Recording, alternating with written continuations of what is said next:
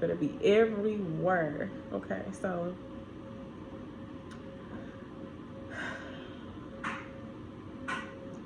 I'm gonna tell y'all about my two pregnancies and how, one went this way, the other went that way. A little bit about my background, household, all that good stuff. So, I grew up in East St. Louis, and y'all know it's crazy, crazy. So my dad was so strict. He was the type where he didn't really want me and my sister outside. Like he ain't like we like if we had friends, we had to hang out with them during school hours during the day. Like my daddy wasn't going for none of that shit. Like nah, hell nah. Who your friend? Where your friend come from? Who they like? My daddy was on it. So um, he was on there with me. He wasn't even like that with my sister. My sister got put out every time she went back to school. She was like getting put out. Like my sister was so bad when she went back to school. They put her in alternative school. My sister was crazy. Like when she was in middle school, I don't even think she was in middle school. She probably was in elementary school. She told this white teacher that my daddy was gonna come blow the school and blow her head off. I got my daddy got the phone call. Like she said, what? I'm finna come get her right now. Mr. Ramsey, she gonna meet you down the street though. Come up to this school. Like my sister wasn't going for none of that. Like, but me, I was a little bit more, shy. Really didn't say too much. I was off to myself a lot. So yeah, like my family didn't have much when I was growing up. So at 14, I started working my first job. They had this program in my school called WeSell. So I went to WeSell and I started working at the fire department.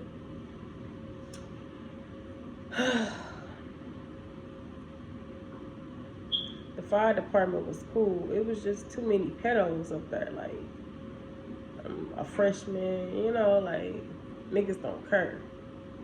So I wasn't there for too long. So, back to my dad being strict, like, I'm surprised he let me work that job because he wasn't having it. Like, Pops, hey, he ain't play that shit. Homie don't play that shit. So,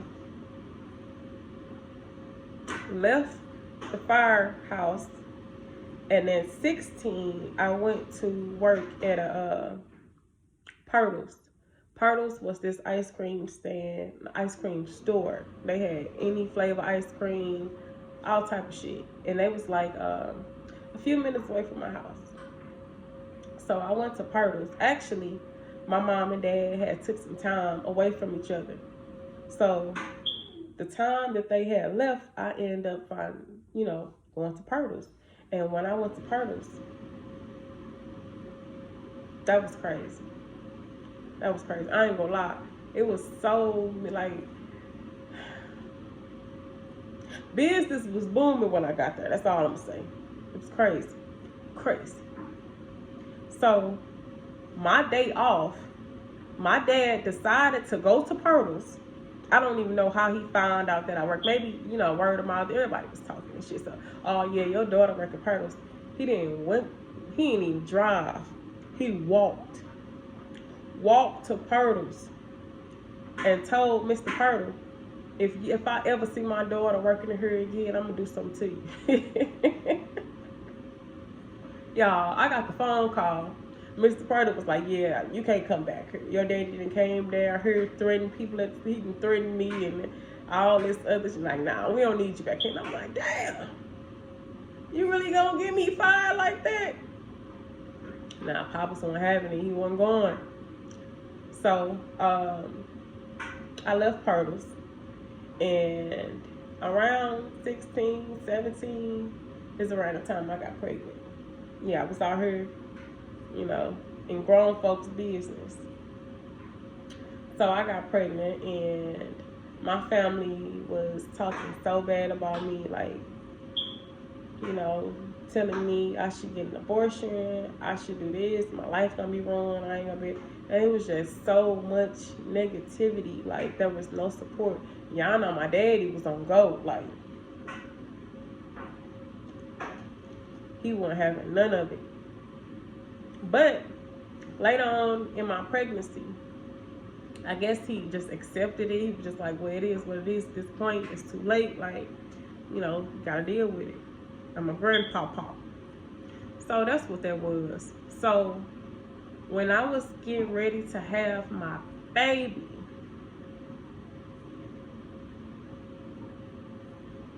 so I'm about to go deep, because this is something that a lot of black women experience, not just me. When you getting ready to conceive, they don't take the, you know, measures that they would take with white women or any other type of woman. They try to rush black women to have a baby. Nobody really took their time. It was like, all I know is that I went to the hospital, got an epidural, the baby heart rate started dropping, and now it's time for a C-section.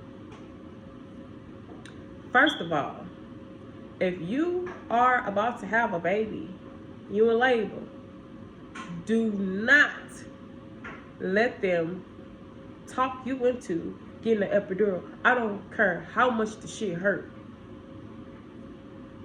Don't ever get an epidural. Because you want to know what an epidural do? It numbs your body. It takes away the pain so much to where you won't be able to push a baby out. You are drugged. So if you are drugged, the baby is drugged. And that's what caused my baby heart rate to drop. That epidural is fucking the devil. Don't do it. Don't ever do it. I don't care nothing about. Listen, when our ancestors used to have babies during slavery, do you think they was taking epidurals?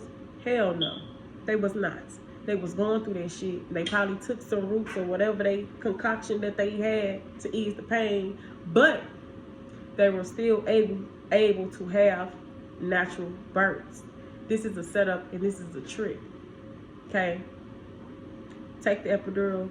Next thing you know, you're too weak to push and you're numb and all type of shit. Then they get to cutting on you trying to do a C-section, and a lot of y'all don't know, but C-sections are $30,000 more than a natural birth. And they always decide to experiment on black women. So I had the C-section, and when I tell y'all, I could not walk, laugh, cough. My mom had to give me a shower, bath for almost 3 months. That's how fucked up I was after a C-section. Numb, sore. It's like, at the time that they cut me open, I didn't feel the pain, but after, it's like I felt all that shit. Every single, everything, I felt it. On top of that, I went back to the doctor because I'm like, you know, like, why am I still feeling like this? Like, why am I still fucked up? I can't even sneeze without feeling the pain, you know, where my C-section cut was. They like, we got something for you. We're going to give you some Tylenol 3s. We're going to drug you and we're going to drug the baby. I get the Tylenol 3s, my nigga. The first day I took the Tylenol 3s, I'm asleep. The baby sleep. We just sleep like a, and I'm just like, what the fuck is going on? Whole time, I'm trying to take the Tylenol 3s to ease the pain and shit. And I breastfeed. So everything that I'm taking inside of me is coming out through my breast, and it's affecting my baby also. So I couldn't take the Tylenol 3s, and I had the worst allergic reaction that I've ever had in my life.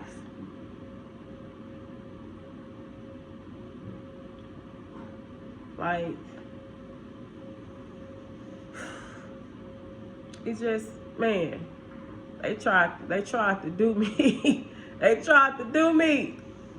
So, got off the medicine, and then I was just like, fuck it. At this point, I'm gonna just have to, go through the pain and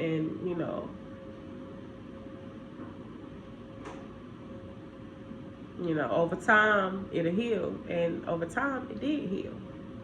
It most definitely did.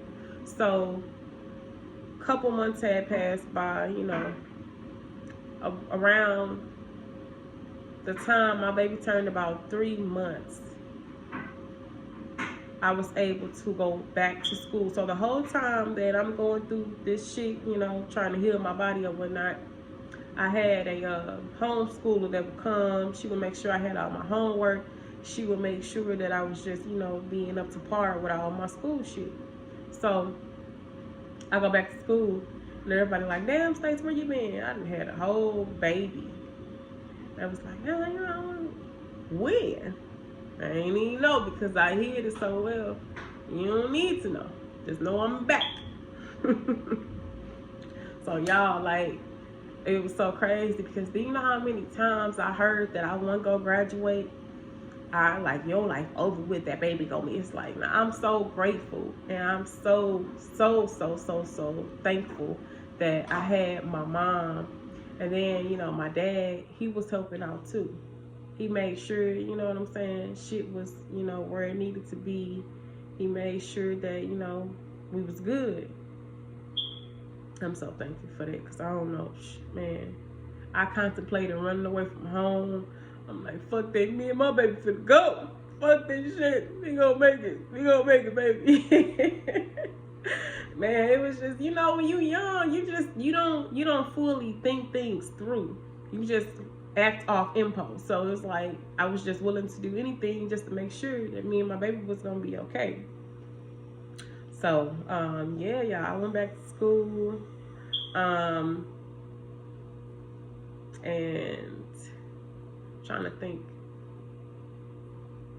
Well, I had everything that I needed when it was time for graduation. So it was just like, imagine jumping back in the field, trying to, play catch up, because that's what I had to do. It's like, I ain't been here with you teachers. I don't know what y'all been. So it was like, I jumped back in the field, and when it was time to graduate, when I walked across the stage, my baby was walking across the stage with me. I'm like, yeah, I did that. So when I left Eastside, because we only got one high school in East St. Louis, either you're going to go to Eastside or you're going to take your bad ass to alternative. And that's where, the bad kids was who want to fight. I don't even necessarily call them bad. I just call them like people who ain't take that shit. Like, all my cousins, all my friends, by the time I graduated, I was by myself damn near, because everybody had went to alternative. Like, girl cousins, boy cousins, my sister, like, I didn't want nobody on that shit. So when I left Eastside, not even a month after I graduated, I went to, I ended up going to medical school. And when I went to, it was like for a medical assistant. When I went to medical school, I was 17. Like, when I graduated, I was 17, and like a month after I graduated, I went straight to medical school. So I was like the youngest person in my class, like really the youngest person in my school type shit. So that was a little bit of a flex, though, I ain't gonna lie. Like, so when I graduated medical school, I went to study political science. I also, indulged in criminal law. So around this time, I'm pregnant again. So, of course, I'm go to the hospital and all that, and they, yeah. So you have one C-section, you're gonna have another, and I'm just like, bullshit. I don't care who I got to talk to. I don't care who I gotta go see. Y'all will never cut on me again. Never. So they was like, well, Miss Orange, if you have one, you have to have multiple. I'm like, no, I don't know that because y'all not doing shit. I told that nurse, I told the doctor too, if I have to have my baby at home without y'all, I'm gonna do that because you'll never, ever, ever, ever cut on me again. I was like, okay. So this gonna be the date when you have your C-section. I'm like, all right, cool. So around this time, I'm working at the library. I'm 9 months pregnant at the library.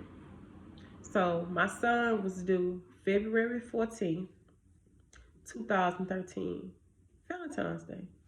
So a week prior to Valentine's Day, February 7th, I'm at work, came home, and I'm like, damn, I was just feeling funny. I'm like, I don't know what's wrong with me.